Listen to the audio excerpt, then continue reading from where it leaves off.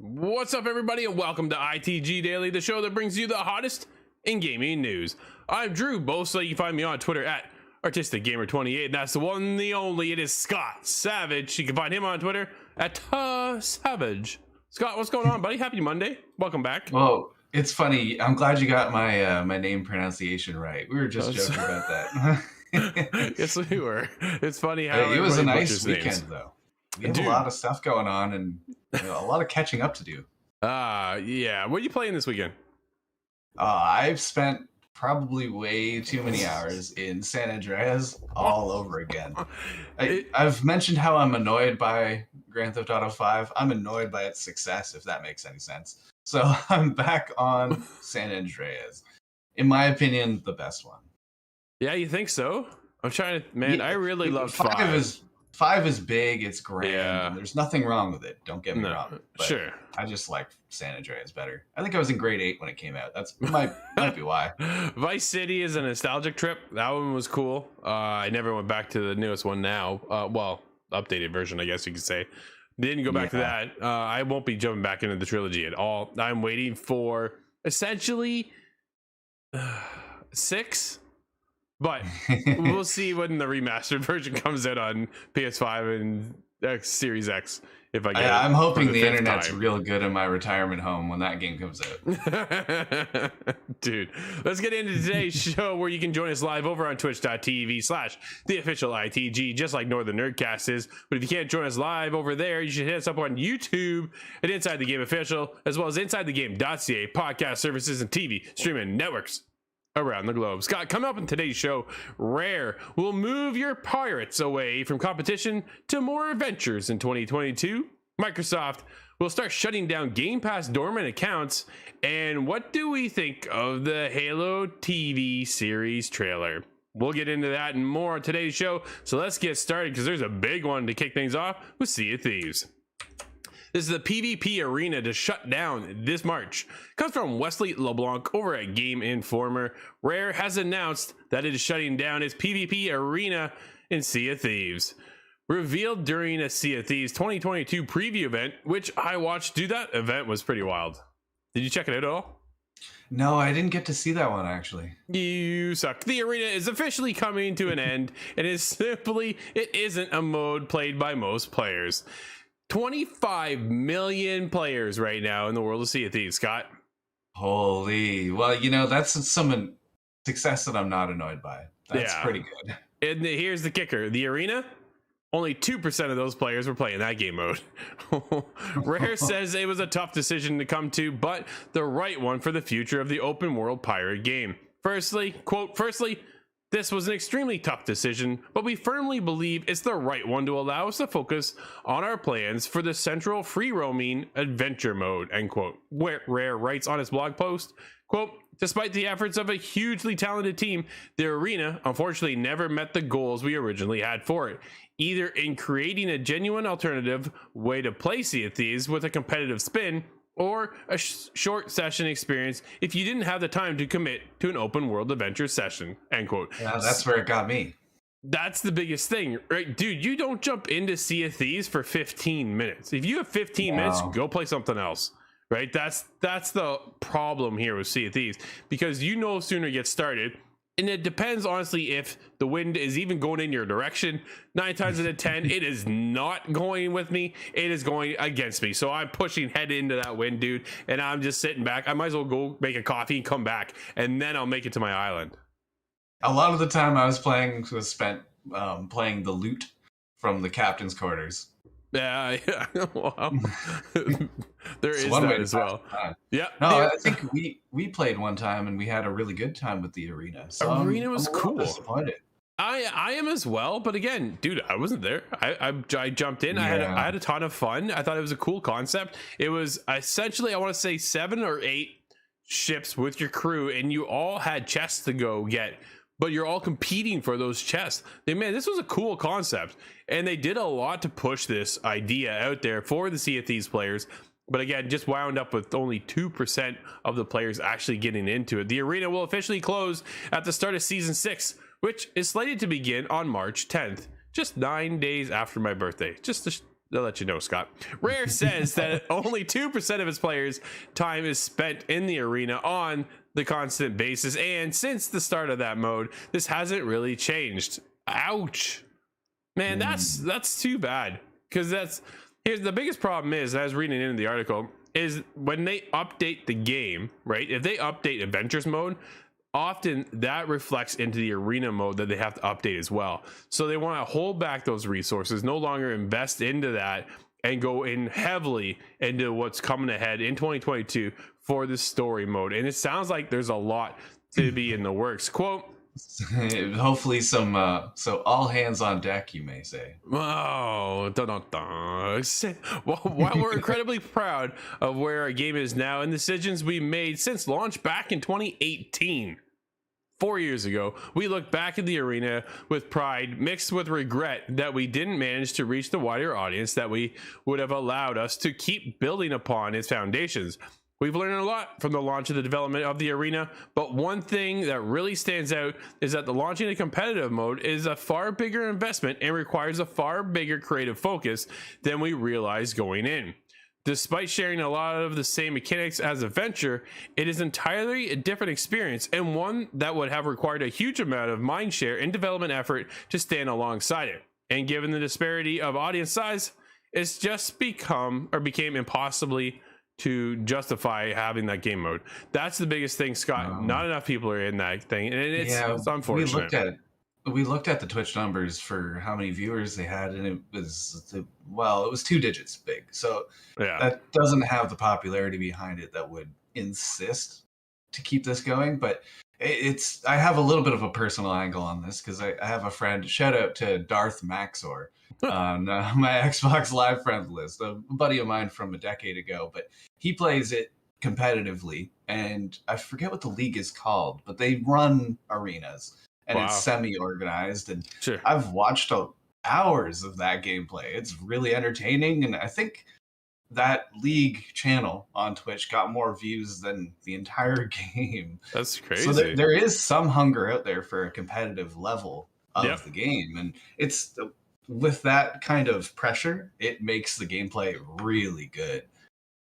No, for sure. Development of Sea of Thieves Arena actually halted in December of 2020, something rare announced at the time. However, in updating adventure mechanics and adding quality of life improvements, the team has to bring those things over to the arena mode, so that which presents a workload that isn't worth it.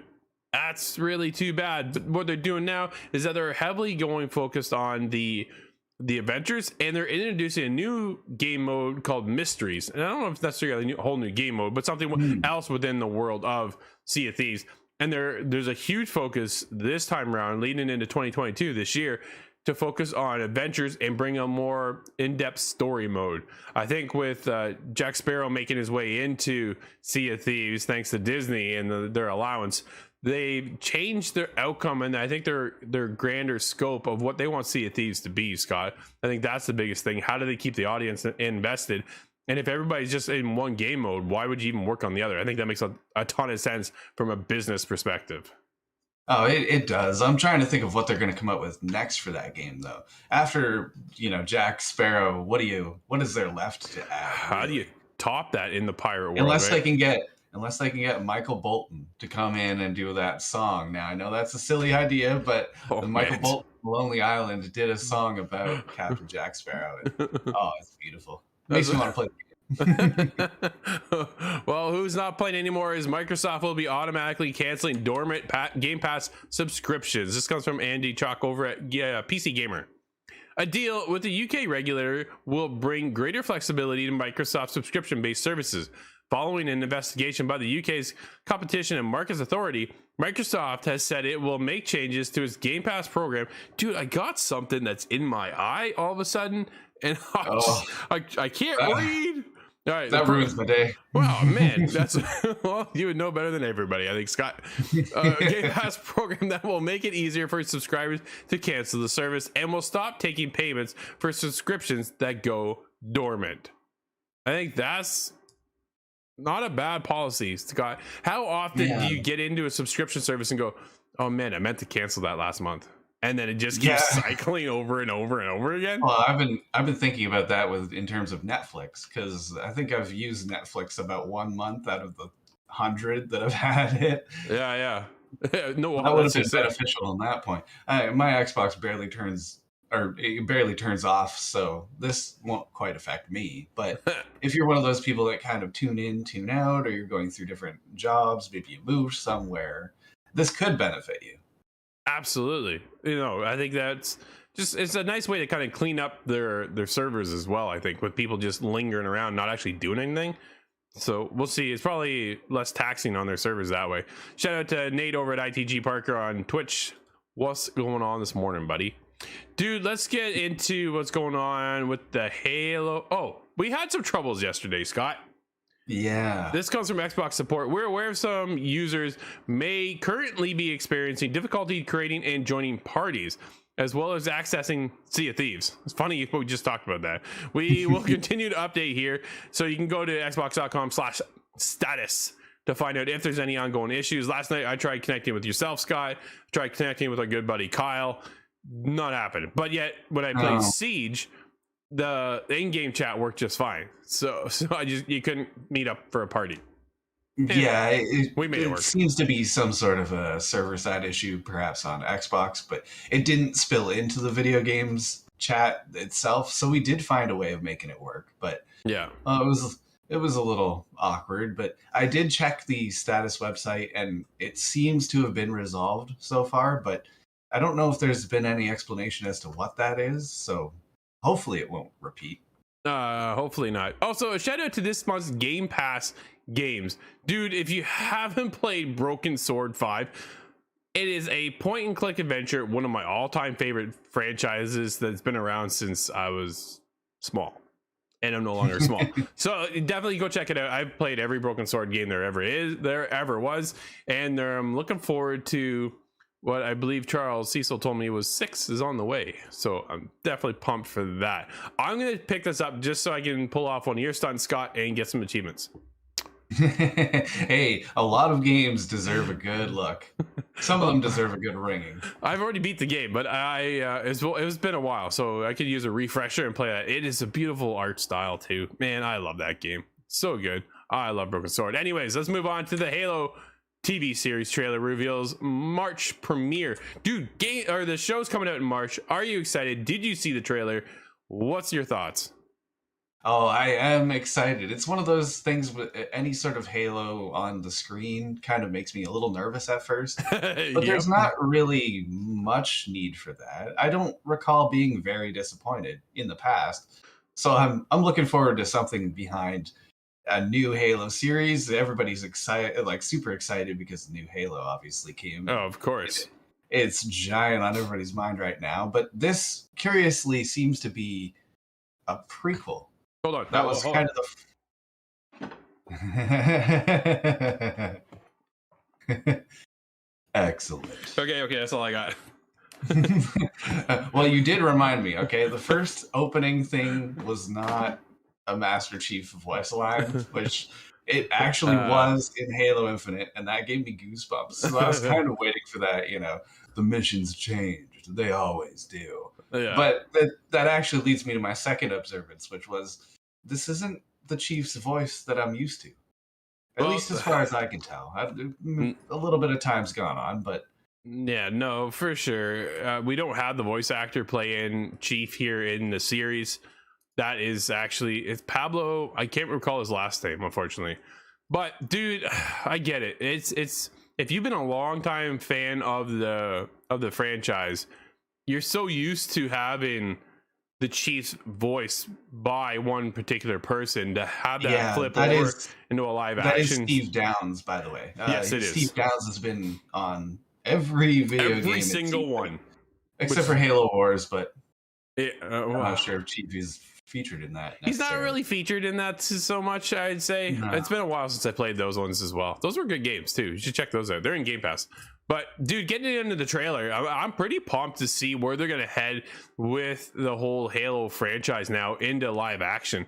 It's we've been talking about this live action thing I think since Xbox One. So to actually see it kind of transition over now, we're finally gonna get into a little behind the curtains here and what's gonna happen. I'm pretty cool with what's going on so far. I'm looking forward to it. What did you think of Cortana getting revealed right there at the end? Well, they have to make it tied in with the greater Halo video games. Having the Covenant is the right decision because it's a prequel. Cool. Would not make much sense if you're fighting Prometheans at this point, but it leaves a huge amount of time for development. So I kind of like that, but they've already dropped a little bit of mystery. Cortana's saying, or Halsey rather, saying, well, John 117 is easy to control. What does that mean? Is there Yeah. some sort of cabal in the human side of things making things work that are kind of, I don't know. I liked the shady toss on there. I'm getting excited for it. No, it definitely has me excited. A big shout out to Xbox actually for sending me the Chief helmet. That was for designing the pin. If you haven't checked that out, go hit up my Twitter. You can see the Oh, pin I designed for them. So that is so cool. I think that's that my was cool. favorite item behind you. Yeah, it's definitely one of mine too, as well. That was a nice surprise to see that the other day. But yeah, getting back to the series, dude, I'm pretty pumped as far as what the future holds now. With Infinite dropping, you have to be able to tie that in. You got to somehow get everybody refreshed. For those who aren't Halo fans, right? You can't just drop them into the Infinite and away you go. You need to bring them into the world, introduce them to who John is at, Spartan 117. Give them a background, give them an understanding. Any idea on who the one villainous woman was by chance? No, not something Okay. I'm super familiar with. There's a huge amount of the novels that I haven't touched. But it's more than likely it's included in there. Yeah, it's too bad we didn't have Nate on the line. We could dive into some more Halo stuff with him. But, dude, let's move on to our next topic as we're all excited for Halo. We'll see what the future holds over in March as that is released. But up next, coming this Wednesday, is State of Play. Dude, there's a heavy focus on Gran Turismo 7. It's going to be 30 minutes of content. Not all Gran Turismo 7, Gran Turismo 7 will be shown. What else do we think we'll see? I think is my biggest thing. I am not a Gran Turismo fan. I'm not a sim racer. I'm more the arcade. I appreciate what Gran Turismo is and what it's done for the whole gaming space and even PlayStation for that matter, because that's really been a staple to go to if you're a racing fan on PlayStation. Like that, dude, that's one of the best. I think the last one I played was Gran Turismo 3 or 4 on Right. PlayStation 3. And I had the super expensive, it was my roommate's, it wasn't mine, but I had a super expensive steering wheel, forced feedback, and oh man, that was some of the best times I've ever had on a racing game. So I am excited to see what they have to bring to this one. If they're going to have some sort of online inclusive world, I'm not very familiar with the games aside from that one particular one, but That's fair. I'm not sure if that's 30 minutes. How long are these generally? I think 45. They varied, right? Brad over in twitch.tv/the official ITG says, I think it's going to be a 30-minute tech demo, and they said that it's not going to show any other game. Oh, okay. 30 minutes of Gran Turismo? Really? You think that's what we're going to get? That Man. would serve as a tech demo. He is correct there. Well, you know what? It's been a long time since we have had any big info on Gran Turismo, and there's going to be a heavy focus of getting everybody back into the world, getting everybody back into the driver's seat per se, and showing off all the bells and whistles that really pushes the next generation of PlayStation. I think that's the biggest thing, dude. Every time Xbox launches a console, they show Forza, right? And Yeah. PlayStation isn't that different. You go to the cars because it's got that realism you can really hone in on, and you can showcase all the bells and whistles and stuff like that. And that's what they're going to do here for 30 minutes though. Man, I think you're going to get a varied audience in this case just because of the game, right? This isn't for everybody. Like I said, it's not for me. I'm going to be there. I want to check it out. I want to see what it's all about. I want to see if there's anything else. How can you not show off Horizon Forbidden West? Dude, it's out in like 18 days.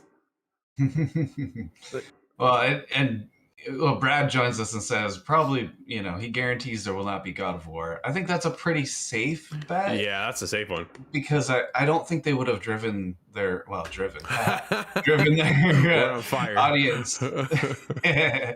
Well, I feel like you're splitting the audience a little bit by featuring a racing game. That's not everybody's cup of tea, so it's not going to catch it's not a wide net to catch the Sony brand, which kind of makes me wonder if our past predictions are correct. Is there going to be more of a focus on PSVR?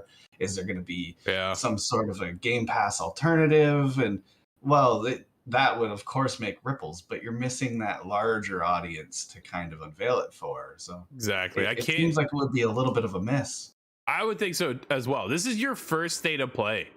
and you're going to focus on, which is a heavy focus on one particular game that is meant for a particular audience, instead of trying to capture the entire essence of PlayStation, right? Like, this is the first one we've seen since October, Scott, I want to say it was. Yeah, I think that could have been the very beginning of November, but it was several months ago now. Exactly. So you're going to come out and just showcase Gran Turismo 7. Seems like a bit of an odd one to me to launch with. I get how many people are looking forward to this title, but there's a lot more of us out there as well that are looking for other titles. So hopefully we'll get some other updates on that stuff. Scott, let's move in. Maybe this is affected by the acquisition, of course, that shook up everything. So it would be, maybe it's a little hard to predict or put out a big Sony kind of like, here's our yearly plan, because well, it's always being developed, so they're probably hard at the drawing boards right now, if I had to guess, or drawing up a business acquisition for another Take-Two. There's a lot of rumors out there. Yeah, there's a lot of rumors flying right now. Absolutely. Scott, let's move into another rumor with Hideo Kojima might be working on a PSVR 2 game. This comes from PlayStation Lifestyle.net. A new report suggests that Hideo Kojima is working on a PSVR 2 game in collaboration with none other than award-winning virtual reality storyteller Celine Tricart.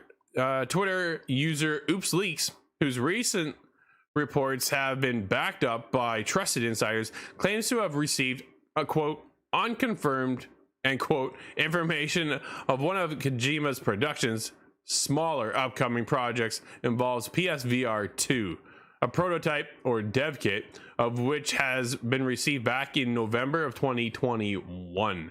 We know Kojima is working on a couple of projects right now. Which one he states will be radical, Scott? Well, if he's saying radical, then I don't expect to understand what's going on, but I'm super excited to get it. I'm so happy that Hideo has come out and said, I am an artist. I'm a lifetime artist. And he intends to be making something every day of his life. And that's only good for the entire planet, I think. That man could put together a graphic novel and I'd buy it in a second. But try Death Stranding. I'd love to hear your opinion on that one. Okay, that's true. That is a big blind spot I have for some reason. But... I talked about it not too long ago. Death Stranding is just not for me. Metal Gear Solid 5 I never finished. I got stuck. But it's one I'm actually going to jump back into because it's the only Metal Gear game I have not finished. So that's the problem with that, Scott, is it's a complete restart, right? It's a little bit of a time inclusion there. Well, exactly. I think what Kojima will get into, if they're getting into PSVR, there's going to be a horror game. I think he's heavily invested in that horror scene.